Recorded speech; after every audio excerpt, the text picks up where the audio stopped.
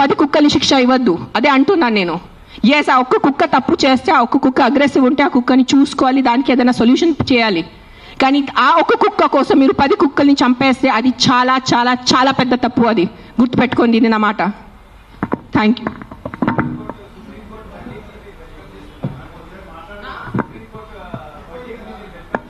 ఏంటో వర్డిక్ట్ ఏదైనా తొక్కతలా ఉందా? ఏదైనా సెన్స్ ఉందా వర్డిక్ట్ లో? కాదు, supreme court we keep on looking up at supreme court, the highest institution, highest న్యాయం కోసం మనం వెళ్ళేది సుప్రీంకోర్ట్. ఆయనకి ఏదో పర్సనల్ ఏదైనా ఉంటుంది, 100% ఏదో కుక్క ఆయనకి ఏదైనా చేసి ఉంటారు. This verdict has come from a very personal place, చాలా పర్సనల్ ప్లేస్ వచ్చిన వర్డిక్ట్ ఇది. ఇది హ్యుమానిటీ నుంచి వచ్చిన వర్డిక్ట్ కాదు. ఇది నేను చెప్తాను, ఓపెన్లీ ఛాలెంజ్ చేస్తాను. నాకు జైల్లో పెట్టండి, నాకు ఏం చేయాలంటే చేయండి, నేను చూసుకుంటాను. కానీ supreme court has become all our law system. Today I'm saying in front of, I have experiences, the entire law has become a joke.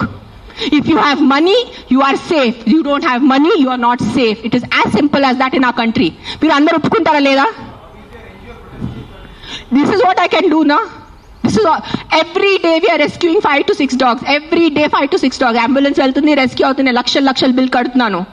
అందరికీ తెలుసు, ఎవరెవరు యానిమల్ వెల్ఫేర్లో ఉన్నారో వాళ్ళకి తెలుసు నేను ఏం చేస్తున్నాను.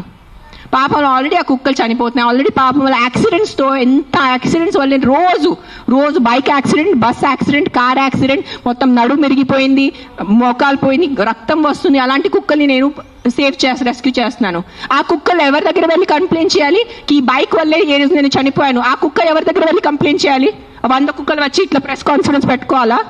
మీరు సరిగా బైక్ డ్రైవ్ చేయలేదు, మీరు సరిగా కార్ డ్రైవ్ చేయలేదు వల్లే నా బంధు పోయింది అని ఎవరి దగ్గర వెళ్ళి వాళ్ళు కంప్లైంట్ చేస్తారు?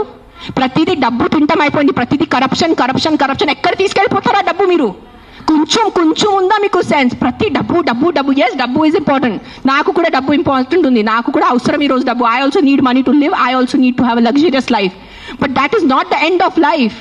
ఎక్కడైనా మీ కర్మ, మీ మనసు, మీ కాన్షియన్స్ ఏదైనా ఉందా లేదా మీ అందరికీ? కొంచెం ఆలోచించుకోండి. ప్రతిదీ GHMC corrupt, politicians corrupt, bureaucrats corrupt, IAS corrupt, IPS corrupt, supreme court corrupt, this corrupt. No one can deny this fact. We all know as Indians today why are lakhs of Indians leaving our country and going because of corruption. ఉండలేకపోతున్నాను ఇక్కడ, సరిగా roads లేదు. కానీ మనము tax కట్టేటప్పుడు కరెక్ట్గా టైంకి time నేను tax కట్టాలి. నెలకి నెల నేను జిఎస్టీ కట్టాలి, నెలకి నెల నేను కరెక్ట్గా నా అడ్వాన్స్, ప్రతి 3 monthsకి నేను నా అడ్వాన్స్ ట్యాక్స్ కట్టాలి.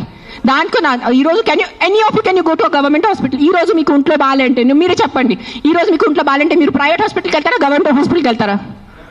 ఎందుకు ట్యాక్స్ కట్టట్లేదా మీరు? మీరు నిజాయితీగా సంపాదించేసి ట్యాక్స్ కడుతున్నారు, మీరు గవర్నమెంట్ హాస్పిటల్ ఎందుకు లేదు?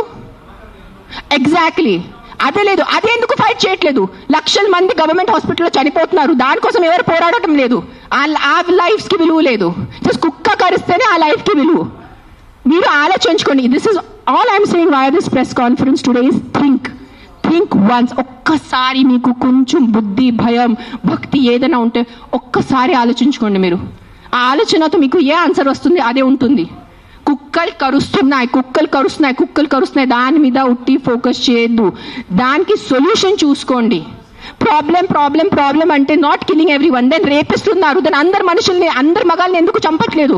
అందరు మగాల్ని రౌండప్ చేసుకుని ఎందుకు జైల్లో పెట్టట్లేదు? Why is the government not coming up with the law కి after 8 PM no man should be on the road? ఎందుకు ఆ లా రావట్లేదు? ఇఫ్ మగాలే రోడ్ మీద లేదంటే ఆడవాళ్ళు శుభ్రంగా తిరగచ్చు కదా.